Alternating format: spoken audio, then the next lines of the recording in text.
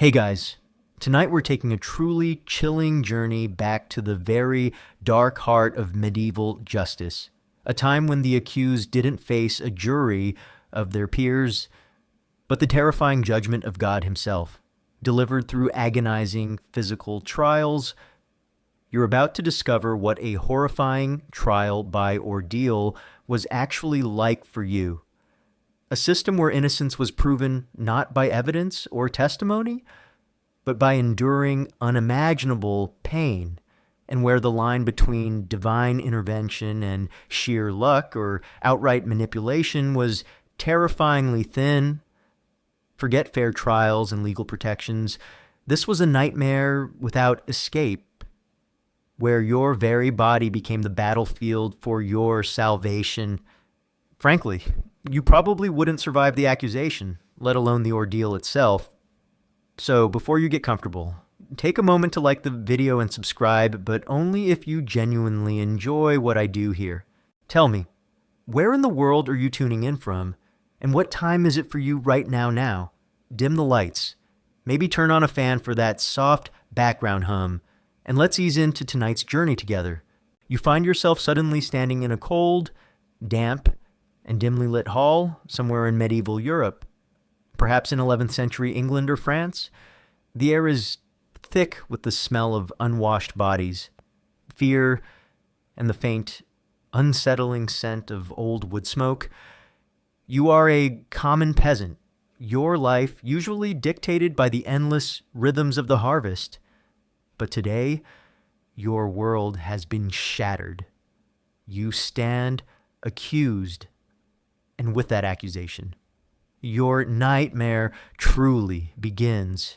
The accusation itself might be simple, perhaps made by a jealous neighbor, a disgruntled lord, or even just a misunderstanding.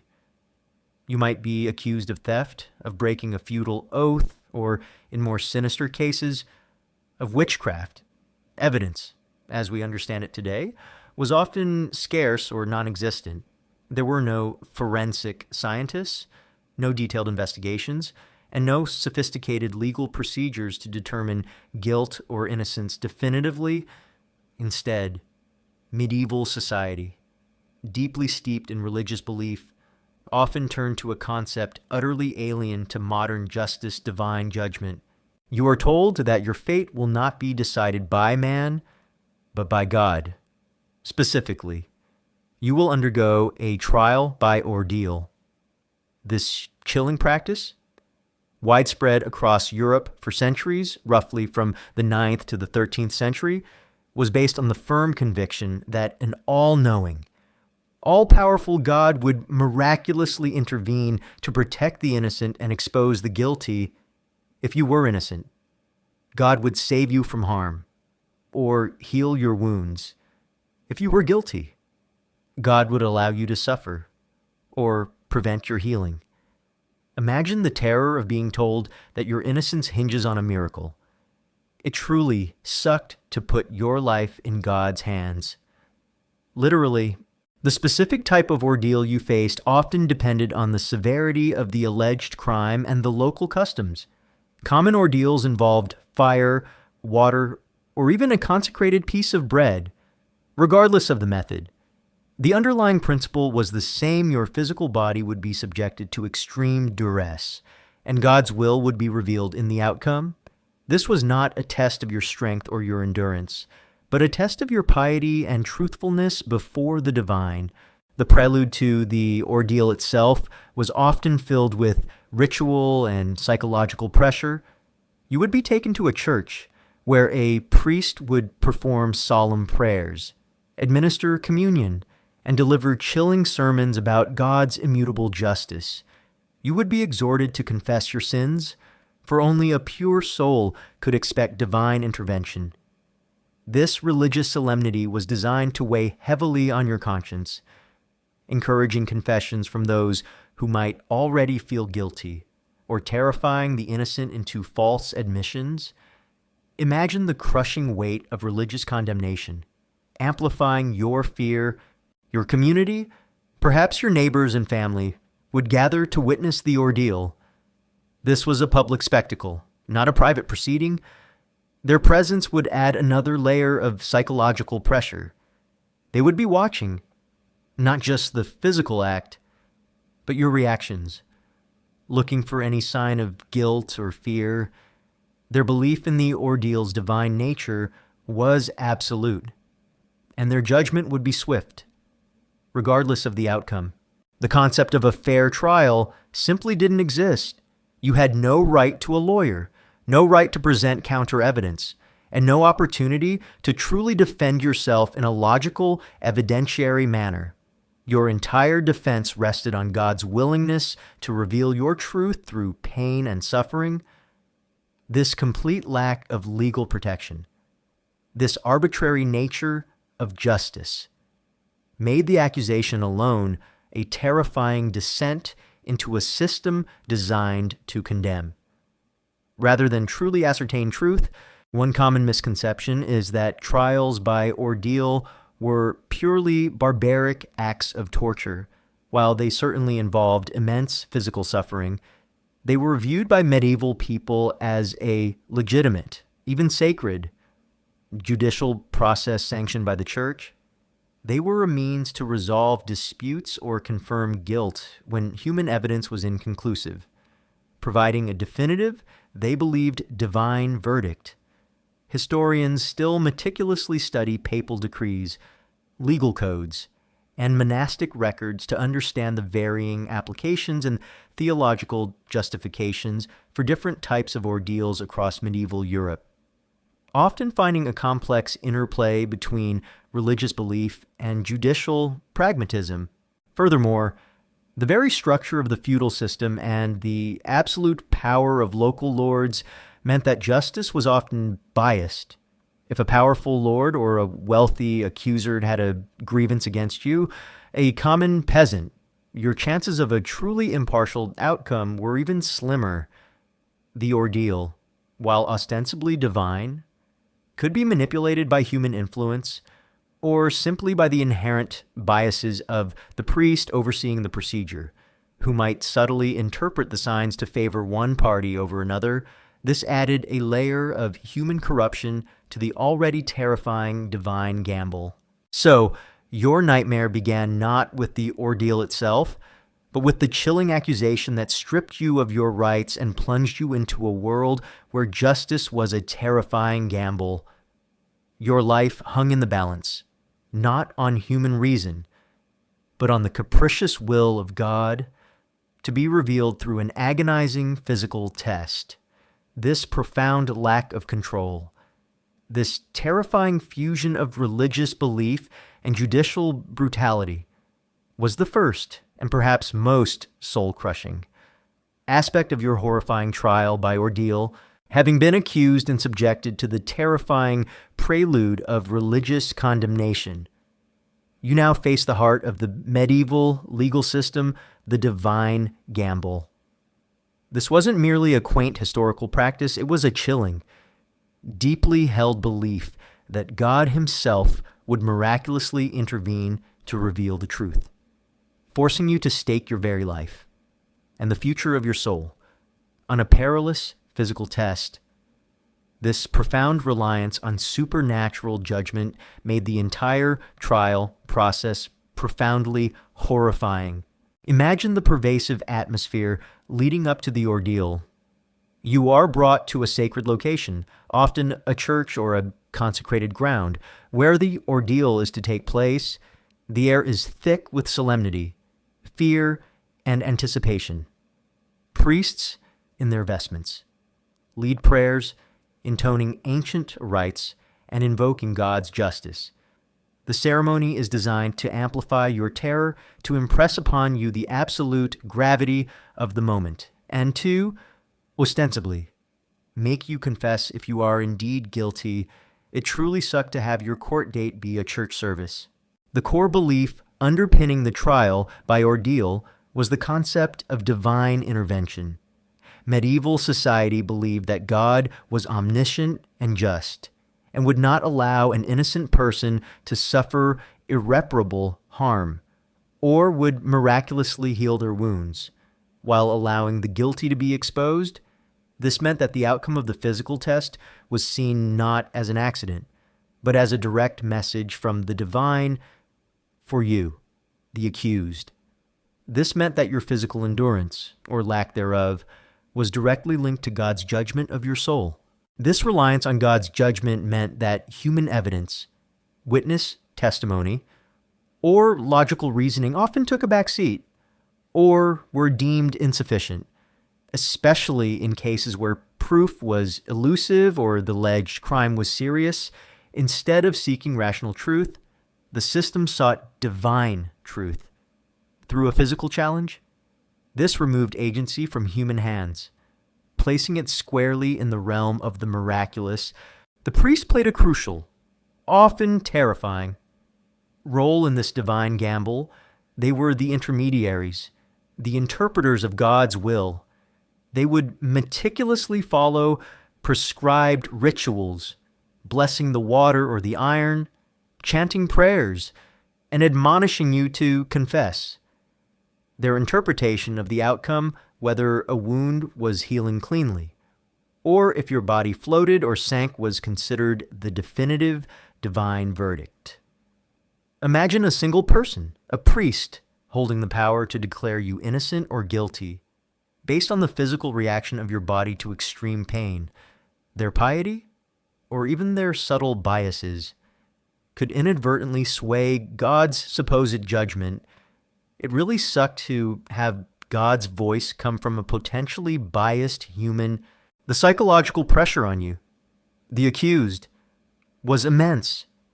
You were not just facing a physical test. You were facing God's judgment directly. If you were truly innocent, you would pray desperately for divine protection, for a miracle to save you.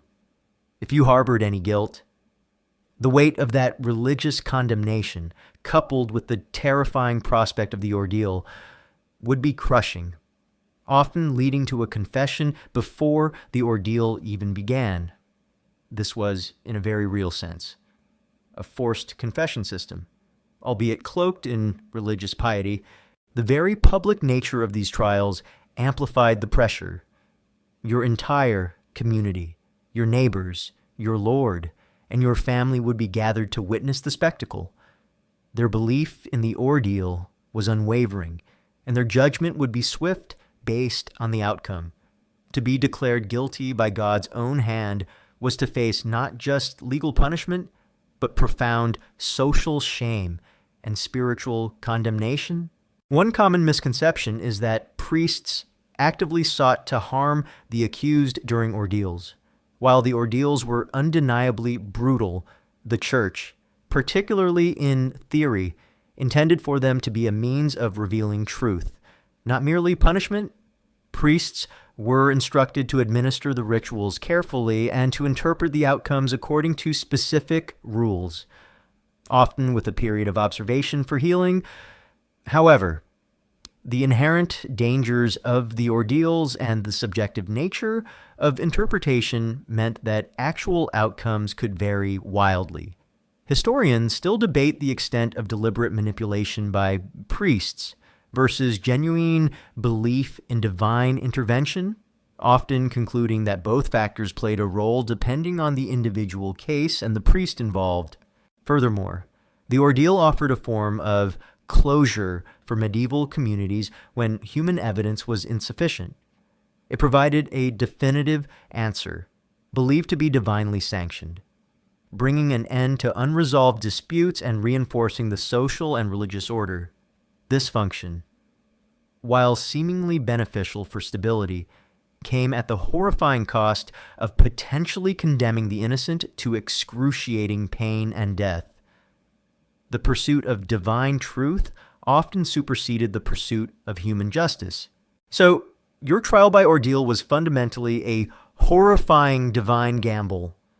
You were forced to put your very life in God's hands, believing that a miracle would save the innocent, while enduring agonizing physical tests. This reliance on supernatural intervention, guided by human interpreters, stripped away your rights and subjected you to an arbitrary, terrifying form of justice that was designed to terrify, to coerce. and ultimately to reveal truth through pain. Having faced the chilling spiritual preamble to your trial, you now confront one of its most infamous and agonizing forms, the ordeal by hot iron. Forget any notion of simple discomfort. This was a medieval test designed to inflict severe, searing pain, where your very flesh became the canvas upon which God's judgment was supposedly inscribed. This terrifying ordeal made your desperate attempt to prove innocence profoundly horrifying. Imagine the scene. You are in a church, or perhaps a consecrated area just outside, surrounded by the solemn, hushed crowd of your community. Before you stands a priest, his face grim, and beside him, the instrument of your fate, a red-hot iron. This isn't just a warm piece of metal, it's a glowing, incandescent barhat, often weighing a pound, around 0.45 kar, that has been heated in a roaring fire until it is literally radiating heat, sizzling as it touches the air. The smell of hot metal, the radiating warmth, and the sheer visual terror of its glow would be enough to make your stomach lurch. It truly sucked to have your justice delivered by a blacksmith. The ritual itself was meticulous, designed to emphasize the divine nature of the test. The priest would consecrate the iron, often sprinkling it with holy water and invoking God's name, declaring that this instrument would reveal the truth. You, the accused, would approach, perhaps barefoot, your hands unbound. You would be instructed to grasp the red-hot iron, usually for a prescribed distance, often 9 feet, or about 2.7 meters, representing the Holy Trinity 3 times or for a set number of steps, carrying it in your bare hand. Think about the agonizing seconds. As your bare hand makes contact with the incandescent metal, your flesh would instantly sizzle and blacken. The pain would be instantaneous, excruciating, a searing agony that would overwhelm your senses. Your muscles would spasm, your body would scream in protest, yet you would be forced to maintain your grip or take those prescribed steps under the watchful eyes of the priest and the silent, judging crowd. The smell of burning flesh, your own, would fill the air, a sickening testament to your ordeal. Your hand would be irrevocably, horrifically burned, seared to the bone. It really sucked to have God's judgment be a third-degree burn. Once the ordeal was complete, your burned hand would be immediately bandaged and sealed by the priest.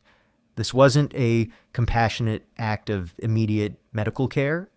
Instead, the bandage was often secured with a religious seal to prevent any tampering or attempts at illicit healing. You would then be sent away, usually for a period of 3 days.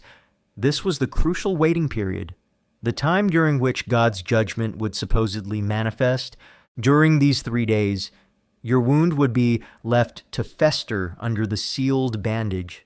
There would be no proper medical treatment, no antiseptics, no pain relief, beyond perhaps some prayers or anointing oils. The agony would be constant, throbbing relentlessly, making sleep an impossible dream. The risk of infection was immense. The burn, deep and untreated, would quickly become inflamed, swollen, and filled with pus. Fevers would set in, chills would rack your body, and the stench of decay would emanate from your hand. After the 3 days, you would return to the church, and the priest would carefully unbandage your hand. This was the moment of truth. The interpretation of the wound was crucial. If the burn was visibly healing, if it was clean and showed signs of recovery, this was deemed a sign of God's miraculous intervention, a clear verdict of your innocence. You would be declared innocent, your name cleared, though your hand would be permanently scarred. However, if the wound was festering, infected, oozing pus, or showed no signs of healing, this was interpreted as a clear sign of God's displeasure, a divine verdict of your guilt. You would be condemned, and then subjected to the secular punishments for your alleged crime, which could range from fines and imprisonment to mutilation or execution. Depending on the severity of the offense, your agony had merely confirmed your condemnation. One common misconception is that few people survived the ordeal by hot iron. While it was incredibly dangerous and many likely died from subsequent infection, there's evidence that some individuals did pass the ordeal. Factors like the priest's careful control of the iron's temperature, it needed to be hot enough to burn, but not so hot that it instantly vaporized the flesh, preventing a clear wound from forming. The quickness of the individual's grip, and the subjective interpretation of the wound's healing after 3 days could all subtly influence the outcome. There's also the theory that priests, knowing an accused person was innocent, might deliberately ensure the conditions were more favorable for them to pass. Historians still meticulously study these nuances of interpretation and practice, debating the true rates of success and failure and the subtle forms of manipulation that might have occurred. Furthermore, the very psychological pressure of believing in God's judgment could also influence the outcome.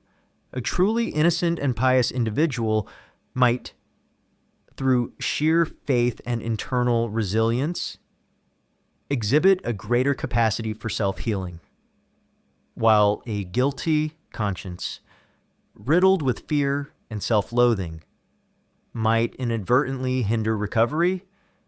This unique blend of physical agony and spiritual belief made the ordeal a profound psychological as well as physical test.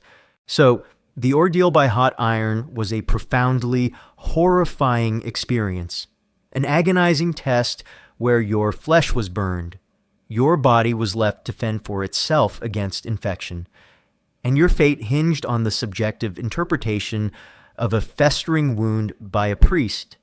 It was a brutal system that married medieval religious fervor with judicial cruelty, ensuring that the truth was revealed through immense, unforgettable pain.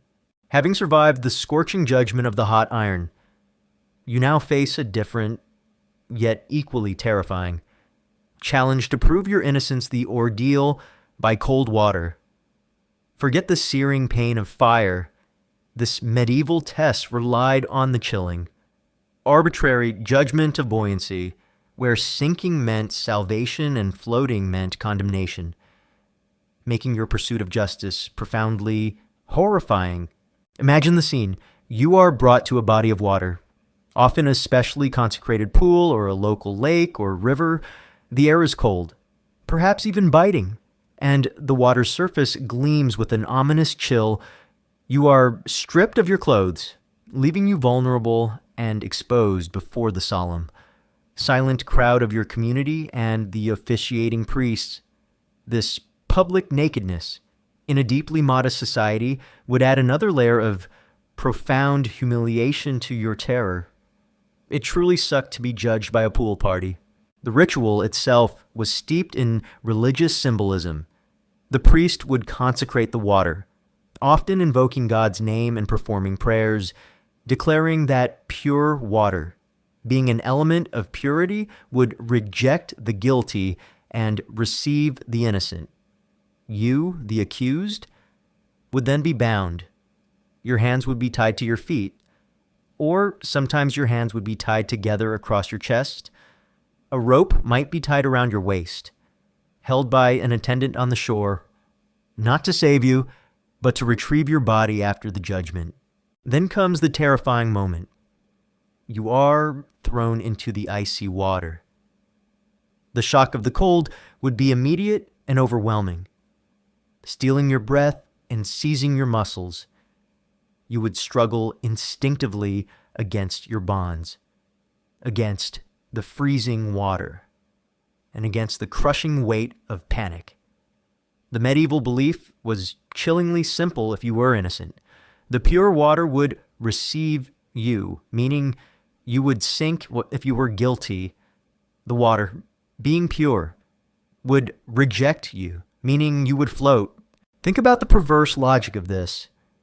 To prove your innocence, you had to sink, but to sink, you had to overcome your body's natural buoyancy, especially if you were slight of build or had air in your lungs.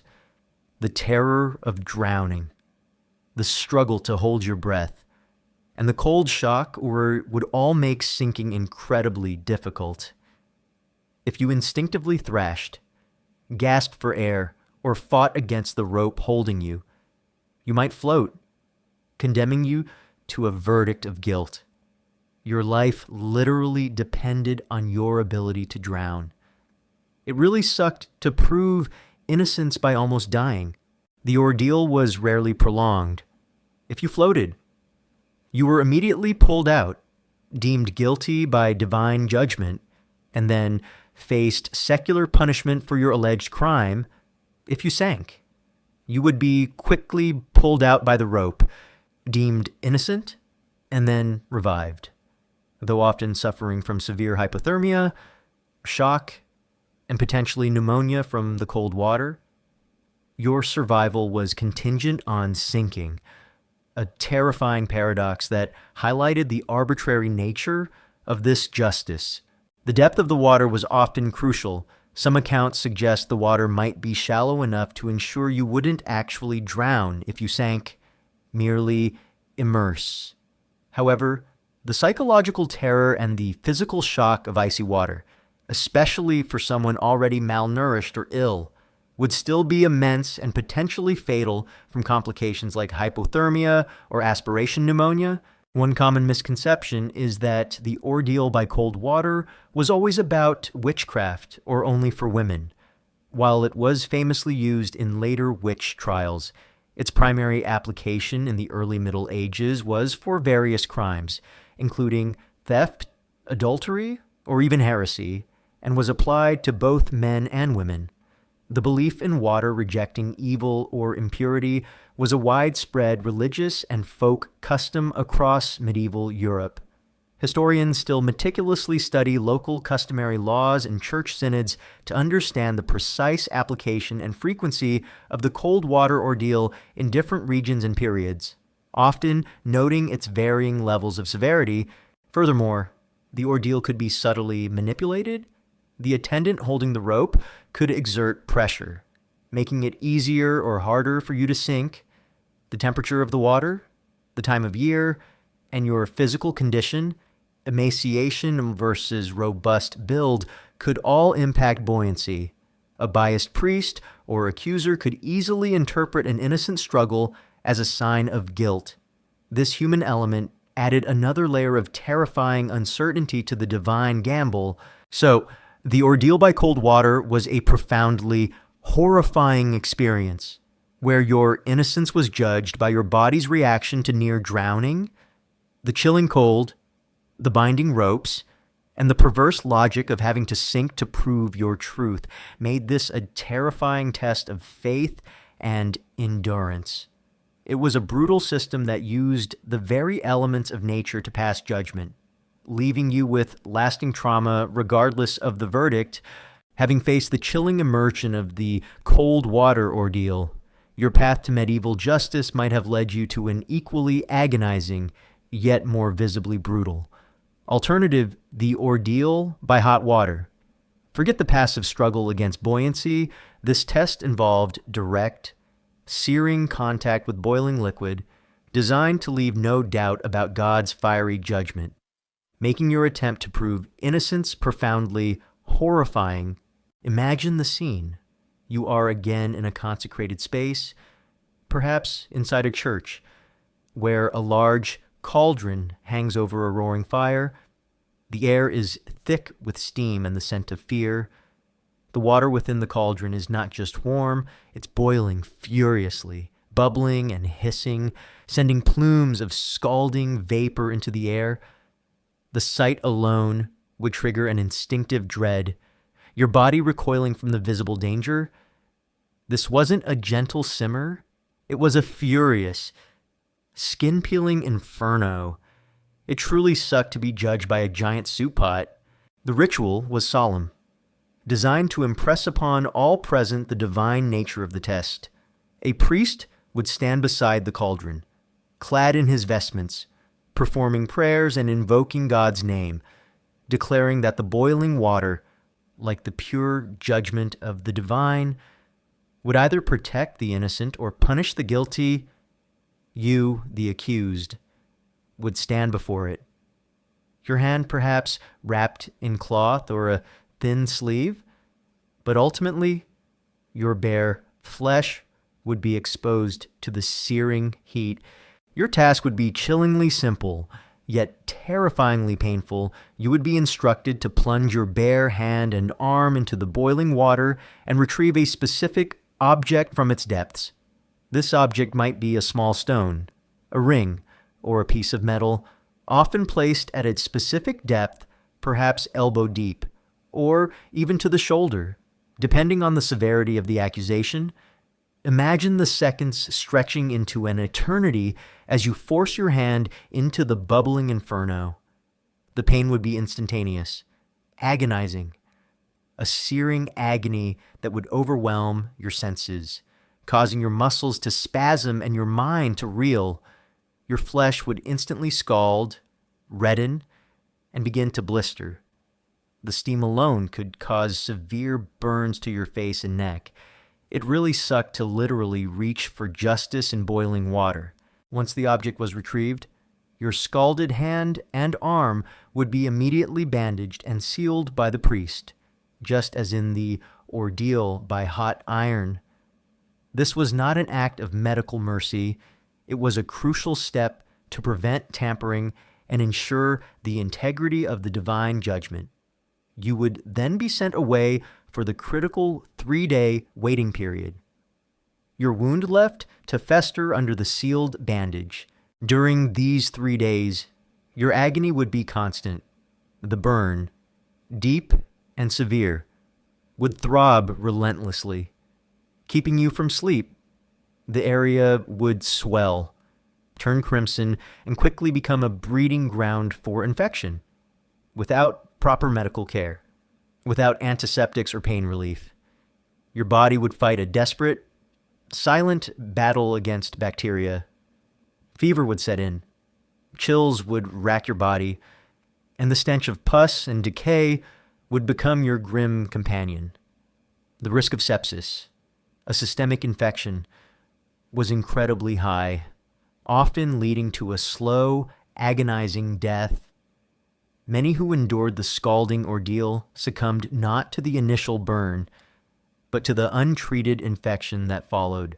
After the 3 days, you would return to the church, your bandaged arm a source of terror and grim fascination for the assembled crowd. The priest would carefully unbandage your arm, and the interpretation of the wound would determine your fate. If your skin appeared to be healing cleanly, if new skin had formed, or if the wound showed signs of miraculous recovery, you would be declared innocent, a clear sign of God's protective intervention. You would be free. Though permanently scarred and bearing the physical testament to your ordeal, however, if the burn was festering, swollen, oozing pus, or showed no signs of healing, this was taken as a clear sign of God's judgment against you, a divine verdict of your guilt. You would then face the secular punishments for your alleged crime, which, depending on the severity of the offense and the local law, could range from heavy fines, imprisonment, or exile, to more brutal penalties like mutilation or execution. Your suffering in the ordeal had merely been a prelude to further official condemnation. One common misconception is that all participants in the ordeal by hot water suffered severe, permanent injuries, while the risk was incredibly high. The actual severity of the burn could vary depending on factors like the precise temperature of the water, which could fluctuate slightly, the speed of the accused's retrieval of the object, and the duration of immersion. More importantly, the subjective interpretation by the priest after 3 days played a crucial role.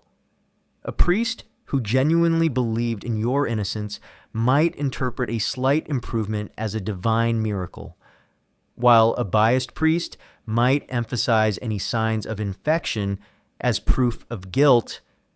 This inherent subjectivity made the divine judgment far less impartial than it appeared. Historians still meticulously study church manuals and legal commentaries from the period to understand the precise rules for interpreting these wounds, noting the significant leeway given to the officiating priest. Furthermore, the ordeal by hot water, like its fiery counterpart, instilled a profound psychological terror. The act of willingly submitting your body to such excruciating pain, believing it was God's direct test, would leave deep, indelible scars on your psyche, regardless of the physical outcome. The memory of the searing pain, the stench of your own burning flesh, and the terrifying wait for judgment would haunt you for the rest of your life. Even if declared innocent, you were forever changed by the brutal encounter with medieval justice. So, the ordeal by hot water was a profoundly horrifying experience, an agonizing test where your flesh was scalded by boiling water, your body left to fend for itself against inevitable infection, and your fate hinged on the subjective, divine interpretation of your festering wounds. It was a brutal system that married medieval religious fervor with judicial cruelty, ensuring that the truth was revealed through immense, unforgettable pain and lasting physical trauma. Having endured the searing agony of the hot water ordeal, your trial for innocence might have led you to yet another chilling and conceptually bizarre test, the ordeal of the morsel. Forget visible burns or the chill of water. This ordeal preyed on a different kind of fear, relying on divine intervention to trigger a physical reaction in your throat, making this path to justice profoundly horrifying. Imagine the scene. You are in the solemn quiet of a church, perhaps a small enclosed space, witnessed by the priest and a few key officials. There is no fire, no cauldron of water, just the oppressive weight of spiritual anticipation. Before you, on an altar or a consecrated table, lies a small, dry piece of consecrated bread, often barley bread, sometimes with a piece of cheese. This isn't just any food. It is believed to be imbued with divine power, blessed by the priest to become an instrument of God's judgment. It truly sucked to have your breakfast be a lie detector test. The ritual was meticulously designed to exert immense psychological pressure. The priest would perform solemn prayers, invoking God's name and calling upon divine justice to reveal the truth through your act of consumption. He would admonish you to confess if you were guilty, warning of dire consequences if you attempted to deceive God. This spiritual solemnity, the hushed atmosphere, and the weight of religious condemnation would amplify your fear, making every nerve tingle with anxiety. Your task would be chillingly simple. You would be instructed to swallow the consecrated morsel. And here's where the terrifying belief came in. It was believed that if you were guilty, your throat would constrict. You would be unable to swallow the morsel. It would stick in your throat, causing you to choke, cough, or gag, thereby revealing your guilt by divine intervention. If you were innocent, God would allow you to swallow the morsel easily, proving your purity. Think about the psychological torment of this. You stand before God, convinced that your very body will betray you if you harbor any sin. Your mouth is dry with fear, your throat tight with anxiety. As you place the dry bread in your mouth, your mind races. The mere suggestion of inability to swallow, amplified by your terror, could easily trigger a psychosomatic response. Your throat muscles could indeed constrict, making swallowing genuinely difficult. Even if you were innocent, imagine fighting against your own body's involuntary reaction, desperate to swallow. As eyes watch your every struggle, it really sucked to literally choke on your fear. This ordeal, unlike those involving hot iron or water, was less about direct physical trauma and more about psychological coercion and divine manifestation through an involuntary physiological response. While it rarely led to visible burns or immediate drowning, it could still be deadly if you genuinely choked. The psychological impact, however, could be just as severe, leaving you haunted by the memory of battling your own body in a desperate plea for justice. The presence of the consecrated bread and the religious pronouncements added immense weight. It was believed that trying to trick God by forcing yourself to swallow while guilty would incur even greater divine wrath. This conviction intensified the internal struggle, making the ordeal a profound test of conscience and belief. One common misconception is that the ordeal of the Morcel was widely used in all regions of medieval Europe. While mentioned in various legal and religious texts, it appears to have been less common than the ordeals by hot iron or water, often used for clergy or for more specific types of accusations where physical evidence was completely absent. Its effectiveness relied heavily on the accused's belief system and the pervasive power of suggestion. Historians still debate the precise frequency and social context in which this ordeal was employed, often relying on fragmentary records that can be difficult to interpret definitively. Furthermore, the ordeal could be subtly manipulated by human factors. A priest who wished to condemn you might give you a particularly dry, large piece of bread, or prolong the prayer, increasing your anxiety. Conversely, a sympathetic priest might offer a smaller, more manageable morsel. The subjective interpretation of choking versus struggling to swallow also provided leeway for the judgment to be swayed by human bias. This added a chilling layer of human intervention to the supposedly divine verdict. The immediate aftermath, if you successfully swallowed, was relief, but perhaps also lingering doubt. Had God truly intervened? Or had your fear simply played tricks on your body if you failed?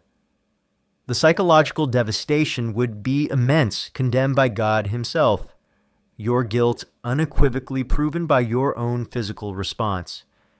This spiritual condemnation often carried more weight than any secular punishment. So, the ordeal of the morsel was a profoundly horrifying experience, an insidious test that preyed on your deepest fears and your spiritual beliefs. It turned a simple act of consumption into a terrifying battle against your own body's involuntary reactions, all to reveal God's judgment.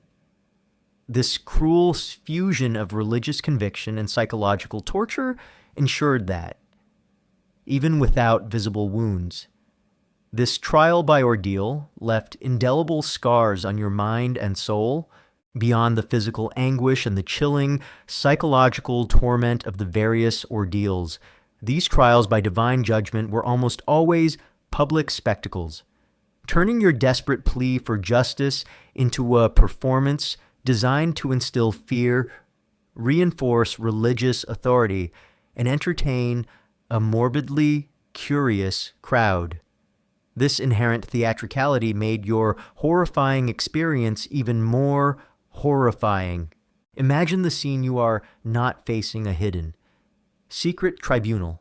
Instead, you are surrounded by the entire community, villagers, neighbors, your lord, and local clergy would all be present, gathered to witness God's judgment unfold.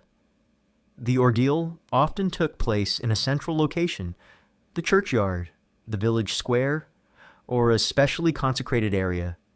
People would stand, hushed and expectant, their eyes fixed on you, eager to see if God would deliver a miracle or expose a sinner. This wasn't a private affair, it was a morbid form of public entertainment. With your body as the main act, it truly sucked to be on medieval reality TV. The ritualistic nature of the proceedings amplified the spectacle. Priests would dress in their finest vestments, Banners might be unfurled, and religious symbols would be prominently displayed. Solemn prayers and pronouncements would fill the air, creating a powerful, almost hypnotic atmosphere designed to overwhelm your senses and reinforce the divine authority behind the ordeal. The precise movements, the specific incantations, the careful handling of the hot iron or the sacred water, all contributed to a dramatic performance intended to impress upon the audience the gravity of God's judgment. The crowd's reaction was crucial. They weren't passive observers. They were active participants in the judgment. Their murmurs of anticipation, their gasps of horror, and their eventual shouts of approval or condemnation would directly influence the atmosphere. Their belief in the ordeal's legitimacy was absolute, and their collective gaze would bear down on you, adding immense psychological pressure. You were not just enduring pain, you were performing your innocence for an audience whose opinion, influenced by the ordeal's outcome, could further seal your fate. The psychological impact of public humiliation was immense, being stripped bare, or having your body visibly scarred. In front of your entire community would be a profound degradation. Regardless of the verdict, if you failed the ordeal, your public humiliation would be absolute, confirming your guilt in the eyes of everyone you knew. Even if you passed, the memory of your suffering and the scars you bore would be a permanent reminder of your ordeal, forever marking you in the community's eyes. It really sucked to be scarred by public performance. These public trials also served a vital social function for medieval society. They reinforced social order and religious authority. By publicly demonstrating God's supposed intervention in human affairs, the church solidified its power and control over the populace. The spectacle reminded everyone that God was watching, that sins would be exposed, and that justice, however brutal, would be served. It was a powerful tool for maintaining social cohesion and deterring crime in a world with limited formal law enforcement. One common misconception is that all trials by ordeal were conducted purely for religious reasons. While religious belief was central, they also served practical judicial purposes in a pre-scientific age where concrete evidence was often lacking, when human testimony was inconclusive, or when facing a powerful accuser. The ordeal provided a definitive, if divinely interpreted verdict, allowing legal disputes to be resolved and ensuring the maintenance of peace within communities. Historians still meticulously study local court records and legal commentaries to understand the practical applications and judicial functions of trials by ordeal, noting their role in preventing feuds and maintaining a semblance of order. Furthermore, the very act of performing the ordeal publicly meant that any subtle manipulation by the priest or the accusers could be amplified by the crowd's expectations. A priest who subtly wanted a guilty verdict might interpret a burn as unhealing more readily, or a splash from the cold water as a sign of resistance. The crowd, primed to see divine judgment, would readily accept such interpretations, making their collective belief a powerful, almost self-fulfilling prophecy. The long-term effects on the community were also significant. These trials would be discussed and remembered for generations, becoming local legends of divine intervention or terrible injustice. They would shape communal beliefs about crime, sin, and God's judgment, serving as powerful, living deterrents against perceived wrongdoing. Your suffering, regardless of your guilt or innocence, became a cautionary tale for all who witnessed it. So, your trial by ordeal was far more than a physical test. It was a meticulously orchestrated public spectacle, transforming your desperate plea for justice into a performance of pain and judgment before your entire community. This inherent theatricality, coupled with the immense psychological pressure and the pervasive public humiliation made your horrifying experience even more horrifying, ensuring that the memory of your ordeal and its brutal verdict would forever be etched into the collective consciousness. Even if you miraculously passed your ordeal, whether by hot iron, cold water, or sacred morsel, your suffering was far from over. The immediate physical aftermath of these medieval trials involved agonizing injuries, and the complete lack of modern medical understanding meant a terrifyingly high risk of infection, lasting disability, or a slow, agonizing death. This brutal reality of post-ordeal survival made your ordeal profoundly horrifying. Imagine the condition of your body immediately after the ordeal. If you grasped a hot iron, your hand would be a mass of seared flesh, blisters, and exposed raw tissue. If you retrieved an object from boiling water, your arm would be similarly scalded and weeping.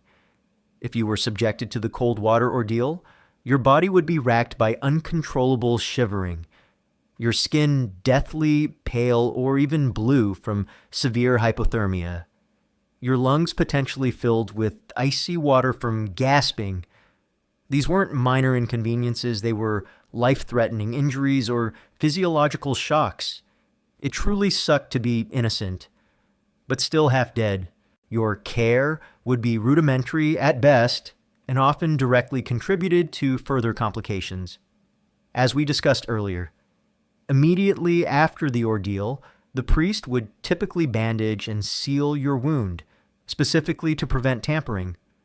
This meant that the burn or other injury was left entirely untreated for a crucial period, usually 3 days, allowing it to fester. There would be no sterile cleaning, no antiseptic ointments, no pain medication. The bandage itself, often made from unsterile cloth, would trap bacteria against the open wound, turning it into a perfect breeding ground for deadly pathogens. During these 3 days, the agony would be relentless. The pain from a severe burn or the systemic shock from hypothermia would be excruciating, making sleep impossible and every movement a torment. But the silent, invisible killer lurking beneath the bandages was infection. Bacteria, introduced during the ordeal or thriving in the unsanitary conditions, would rapidly multiply. Your wound would swell, turn crimson, ooze pus, and emit a foul stench. Your body would fight a desperate, losing battle against the microbial invasion. Fever would set in, your body shaking with chills as your immune system tried to fight a losing battle. The infection, if unchecked, would spread, leading to sepsis, a systemic infection of the bloodstream. Sepsis would cause widespread organ failure, delirium, and a slow, agonizing death.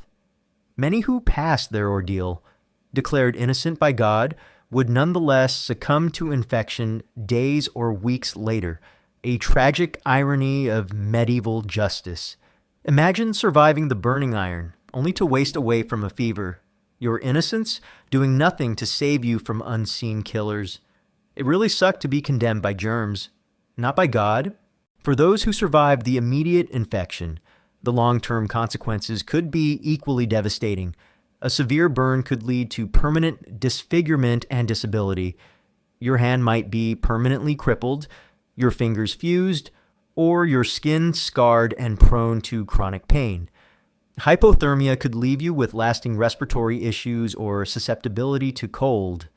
Even a successful ordeal meant a lifetime of physical reminders, a permanent brand of your traumatic encounter with medieval justice.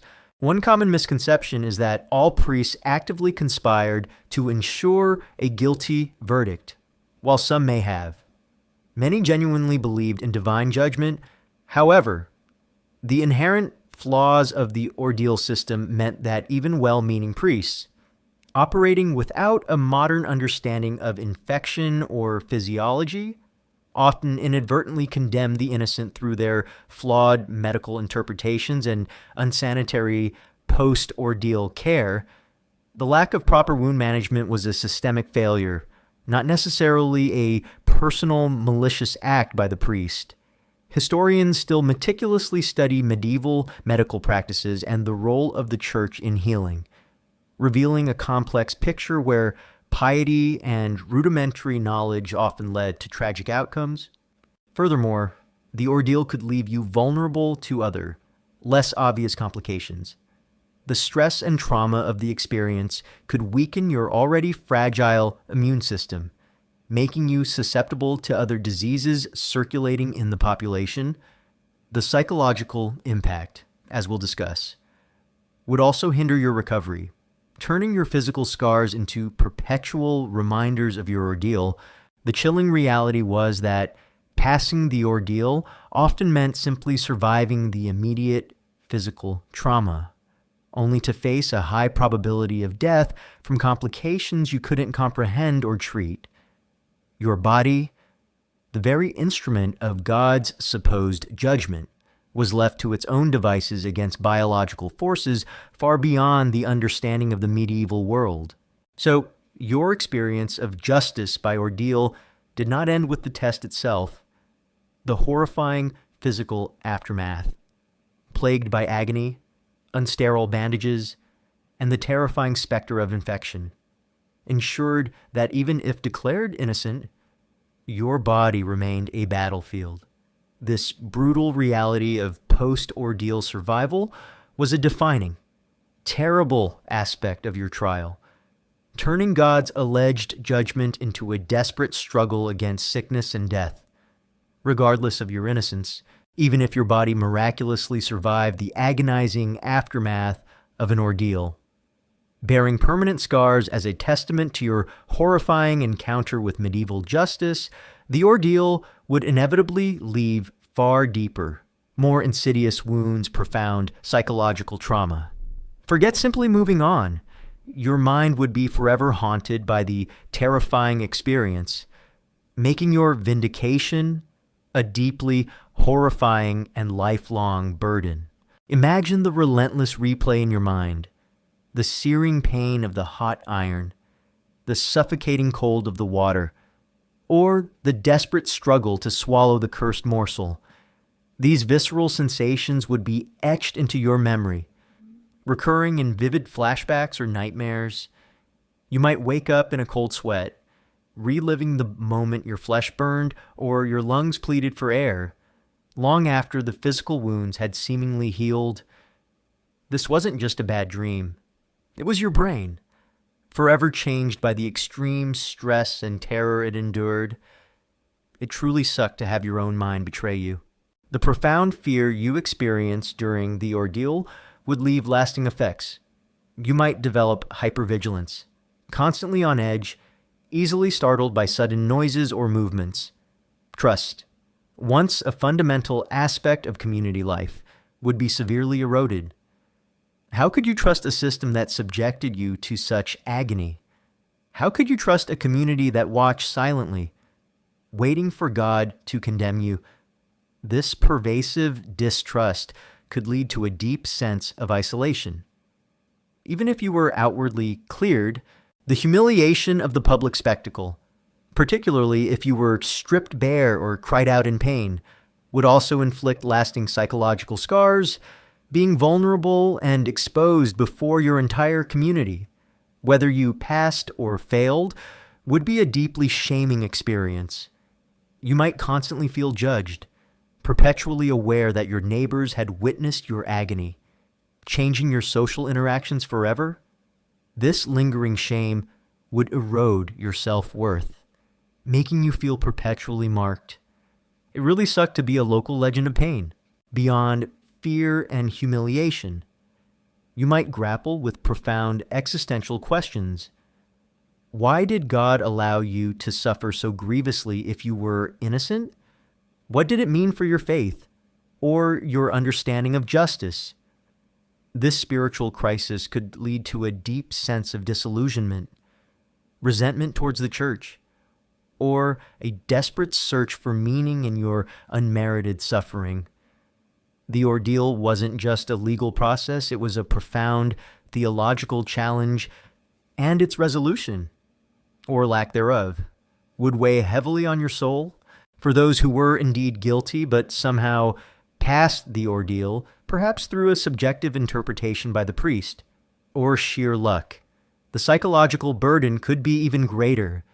Living with the secret knowledge of your guilt, while outwardly declared innocent by God, would create an immense internal conflict, a gnawing guilt that no external absolution could truly quiet.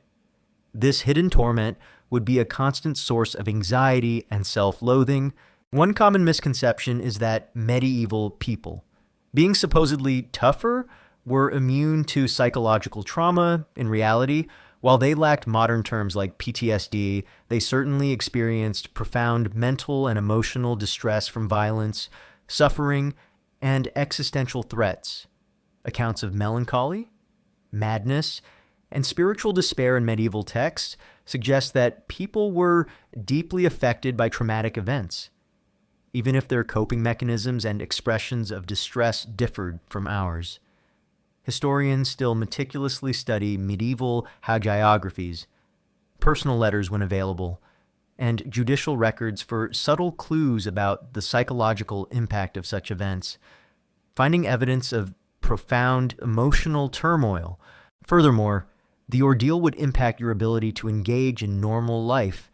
Chronic pain from poorly healed wounds, disfigurement, or lingering health issues would limit your physical capabilities, potentially affecting your ability to work the land or engage in social activities. This physical manifestation of your trauma would serve as a constant reminder, reinforcing the psychological scars and making full reintegration into your community. Challenging. You were a survivor, yes, but often a broken one. The justice system itself, by relying on such a terrifying process, ensured that even a positive verdict came at an unbearable personal cost. You might be cleared of the accusation, but you were never truly free from the ordeal. It became a defining moment in your life, shaping your perceptions, your relationships, and your very understanding of justice and divine will. So, even if you emerge from the physical torment of a trial by ordeal with your life, your psyche would be forever scarred. The pervasive fear, the public humiliation, the existential questioning, and the invisible battles against your own memory made your vindication a deeply horrifying and lifelong burden. This profound psychological trauma was the hidden, lasting cost of a medieval justice system that sought truth through pain and left its survivors forever haunted. You've endured the chilling accusation, faced the terrifying divine gamble, survived the searing agony of hot iron, the suffocating terror of cold water, the desperate struggle of the morsel, and grappled with the profound physical and psychological scars that followed as the echoes of medieval justice fade and the phantom pain subsides. A final, chilling truth settles upon you. The trial by ordeal was not a system of true justice, but a cruel legacy of power, superstition, and pain, making its very existence profoundly horrifying. Consider the fundamental flaw at its core, the absence of rational justice. In a world where evidence, testimony, and logical reasoning were often insufficient or ignored, the ordeal substituted human deliberation with a supposed divine verdict. This meant that innocence was proven not by facts, but by enduring extreme physical suffering, and guilt was determined not by culpability, but by a body's reaction to agonizing duress. The very premise was terrifyingly arbitrary, leaving no room for human error, misinterpretation, or the complexities of real-world situations. It truly sucked to be innocent and still be put through hell. The ordeal was a powerful tool for social control and the reinforcement of authority. The Church, by sanctioning and overseeing these trials, cemented its immense power over the populace. It instilled fear of God's wrath, encouraging confession and obedience. Local lords, too, benefited from the ordeal, as it provided a definitive and seemingly unchallengeable resolution to disputes, maintaining order in their domains without the need for complex, resource-intensive investigations. The public spectacle of the ordeal served as a constant reminder to all present of the absolute power of both God and earthly rulers. Ensuring compliance through terror, the pervasive superstition of the age was both the foundation and the fatal flaw of the ordeal. People genuinely believed that God would intervene, that pure elements would reject the guilty, and that an innocent soul would be protected from harm. This fervent belief, however, meant that the sick, the weak, or the genuinely unfortunate were often condemned, simply because their bodies, not their souls, failed the test. It allowed a system to persist that delivered immense suffering in the name of piety, demonstrating the terrifying consequences of blind faith when applied to matters of life and death. The role of the priest, ostensibly God's intermediary, introduced a chilling layer of human subjectivity and potential manipulation. While many priests likely believed sincerely in the ordeals, their power to administer the test, interpret the wounds, and declare the verdict gave them immense, unchecked authority. A biased priest, or one influenced by a powerful accuser, could subtly alter the conditions or reinterpret the outcome, condemning the innocent or exonerating the guilty.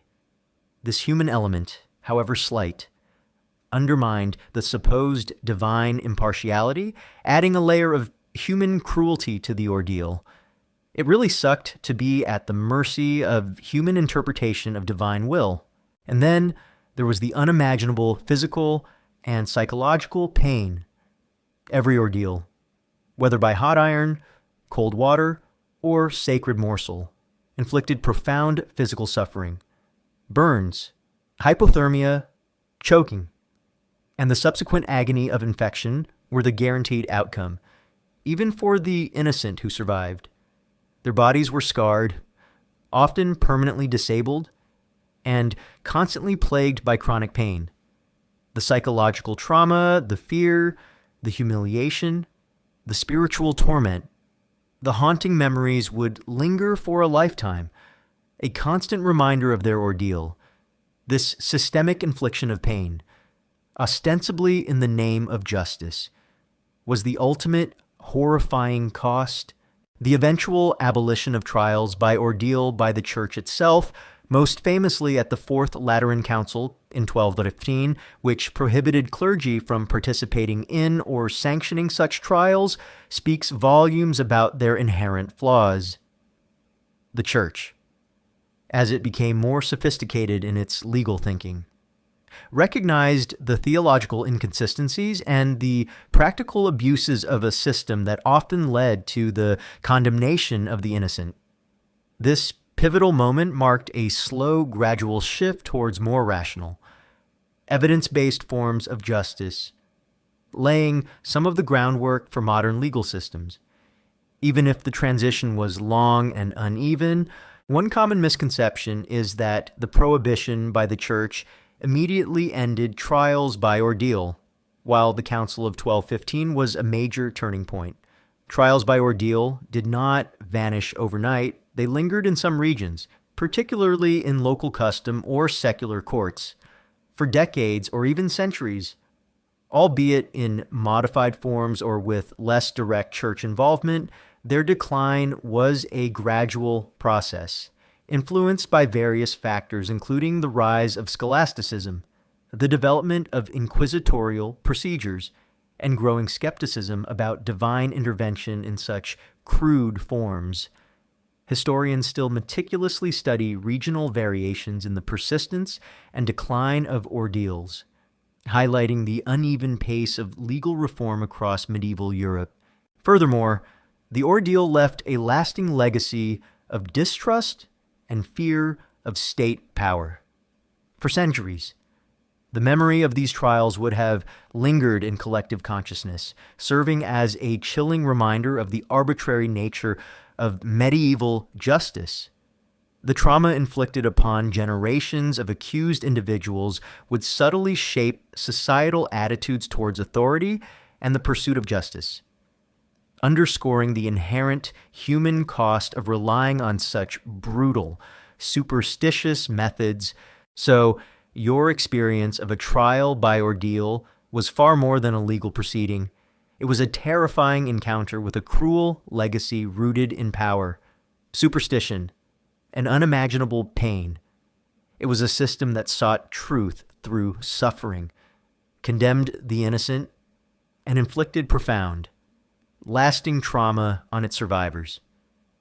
The horrifying reality of these trials serves as a stark reminder of the long, often brutal, journey towards a more humane and rational system of justice. A journey that cost countless lives and left indelible scars on the human spirit. As you now drift into a deep, comforting sleep, let the whispers of ancient prayers and the imagined pain of the ordeal fade into the quiet background of history. You are safe, in your own time, far removed from the brutal realities of medieval justice. May your dreams be peaceful, filled with the quiet certainty of due process and the profound comfort of a legal system that strives for truth through evidence and reason. A stark contrast to the horrifying truth we've explored tonight. And now, good night, and have sweet dream